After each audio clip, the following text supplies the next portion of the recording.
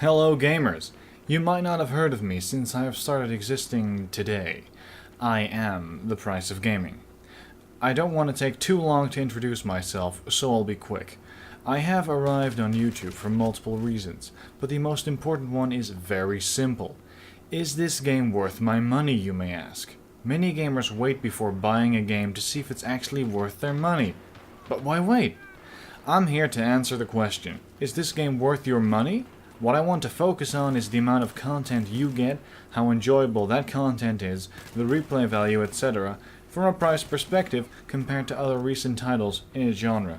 Now, first of all, we're taking a look at Battlefield Premium. Of course, I can't talk about it without talking a bit about Battlefield 3 itself. Battlefield 3 is a great first-person shooter. The mechanics feel great, the weapons are balanced apart from the few odd bugs after patches. The vehicle combat is nice and meaty, the map design is great, and it offers hours of enjoyment, especially if you squad up with friends. Now, Battlefield 3 on Origin is €30. I can also find it boxed for €25, including shipping. Even cheaper yet, I can find it on Gamecode sites for about €20. Now, what do you get for that money? You see, a number of content-related things change if you buy Premium or any of the expansions, namely maps, weapons, and vehicles. I will not be talking about the added value that cosmetic items have, because that's personal preference. The guy with the premium camo dies just as easily as the guy in Spec Ops Black, or God forbid Dr. Pepper camo. Let's go over Battlefield without premium or any DLC packs, content-wise being what we have in terms of weapons, maps, and vehicles. Seeing as for premium users, Armored Kill will be coming out soon on the 11th of September. For normal users, this will be the 25th. So this will be a good time to see if Premium really is worth it to you. Weapon-wise, we're doing pretty well in the base game. 46 weapons, counting only primaries and secondaries, not counting slight variations like the M9 and the M9 Tactical. That's quite a bit of hardware with which you can shoot your enemies. From the M240 Bravo to the G18, this is quite the arsenal and should be enough to keep people entertained for quite a bit. The weapons have some variations here and there, but they're generally on the same level. Now, let us take a look at the DLC. 20 weapons so far. That's 10 weapons per DLC. If this trend will keep on going, we'd be getting 50 guns in total. 50 guns. Now that's a lot, more than in the base game, if they actually put 10 guns in every DLC. However, I haven't seen a sign of new weapons in the Armored Kill DLC, nor is it stated in the description. Some details have been released for Aftermath, and though I see something about new vehicles, nothing about new weapons. So at this point, let's just assume that this is all we're gonna get in terms of new guns, because at this point the game is already chock full of weaponry. Let's take a look at maps. The base game has 9 maps. That might not seem like a lot, but a few of them are huge, huge conquest maps. I've had games that easily lasted over an hour, and it was very much enjoyable. The smaller maps can also be fun, focusing on infantry combat. We even had separate DLC for that. Both DLC packs had 4 maps. The upcoming DLC pack is going to have 4 maps, and more than likely the ones after are going to have, shocker, 4 maps.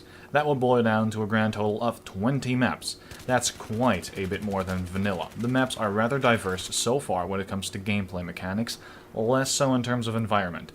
But there is still some diversity. The only thing we haven't really had is a map like Battlefield Bad Company's 2 Ila Innocente, and a snow map, which they're adding in the new DLC. This pleases me greatly. The engine is called Frostbite after all. I mean, so far it's been more like Desert Bite.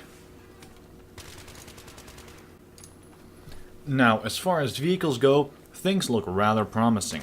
They're adding the Tank Destroyer, an ATV, an AC-130, and mobile artillery in the upcoming DLC. That's quite something. It's going to be very enjoyable to test it all out because these vehicles have the opportunity to dramatically influence the way vehicle combat works. The motorcycle in the endgame DLC picture does seem pretty interesting, however. But that's just because it's thoroughly badass. The base game has jets, tanks, LAVs, helicopters, and IFVs. They're adding tank destroyers, ATVs, and mobile artillery to that, not counting the AC-130, which is basically a huge flying turret. Aftermath will be adding some modified military and civilian vehicles, so I wonder what we'll see. But seriously, how can you beat something called a tank destroyer? So yeah, that's what we're looking at content-wise. A 222% increase in map amount, a 44% increase in firearms, and a number of new vehicles which might or might not really change the gameplay. The artillery, quite possibly. The remainder are probably going to be very similar to the other vehicles, however enjoyable they may be. The price increase of buying Premium on top of buying the game itself for their lowest prices in stores would be 34 euros over the 20 euros you would spend on the game. That is spending 170% more money on the extra content, in which the most important point should obviously be the maps. So if you're looking at this from a price/content perspective, the value is not too shabby considering the prices of DLC nowadays. You're mostly paying for maps here the way it should be. I thought 9 maps was a slight bit meager, to be honest, and I'm disappointed the maps aren't free like in the Battlefield Bad Company games. Even though I believe either EA or DICE said at some point, we will never charge for maps, so now apparently they put in some extra guns and vehicles and call it an expansion. Yay. Not like we didn't expect this from EA, honestly, but it still stings. Another problem we're facing here is that basically we're pre-ordering DLC. Not everyone is fine with that. Like I just said, I have to guess what we're going to get for our money. It might be new single-player DLC, however unlikely that may be. These are just what-ifs, of course. And a lot of people don't consider the single-player a very important part of Battlefield 3 for obvious reasons, so if that would happen, we'd get shafted. What if we get more close-quarter focused maps? I don't want that. Some of you might. Some of you won't want that. We're just going to have to trust DICE and EA to provide the DLC that will suit our needs. I've given you the current numbers, and you can make your own choices based on that. Well, that was that. You have my opinion, the numbers, and you probably have your own opinion on Battlefield 3.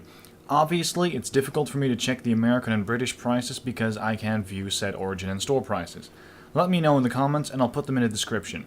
I hope I have sufficiently informed you in your quest of consideration towards Battlefield Premium. Don't feel sufficiently informed? Let me know in the comments. Have a nice day and frag well. I'm going to continue playing Dark Souls and possibly weep more than once. See you online.